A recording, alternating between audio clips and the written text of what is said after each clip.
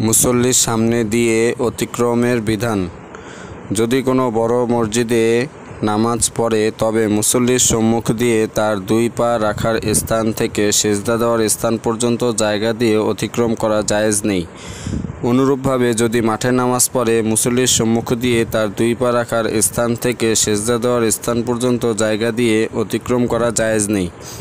যদি মুসল্লি কোনো ছোট মসজিদে অথবা ছোট কোনো ঘরে নামাজ পড়ে তবে মুসল্লির সম্মুখ দিয়ে তার পা রাখার স্থান থেকে কিবলার দিকে দেওয়াল পর্যন্ত জায়গা দিয়ে অতিক্রম করা জায়েজ নেই। অনুরূপভাবে সম্মুখ দিয়ে মানুষ যাতায়াত করে এমন স্থানে নামাজের প্রস্তুতি গ্রহণ করা নামাজি ব্যক্তির জন্য জায়েজ নেই। যেমন সুতরা ব্যতীত এমন স্থানে নামাজ পড়া যেখান দিয়ে মানুষ বেশি যাতায়াত করে।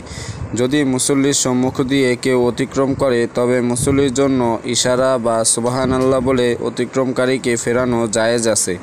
অনুরূপভাবে মুসল্লির জন্য উচ্চস্বরে কেরাত পড়ে অতিক্রমকারীকে ফেরানো জায়েজ আছে। মুসল্লির জন্য অতিক্রমকারীকে দুহাত দ্বারা ফেরানো সমীচীন নয়।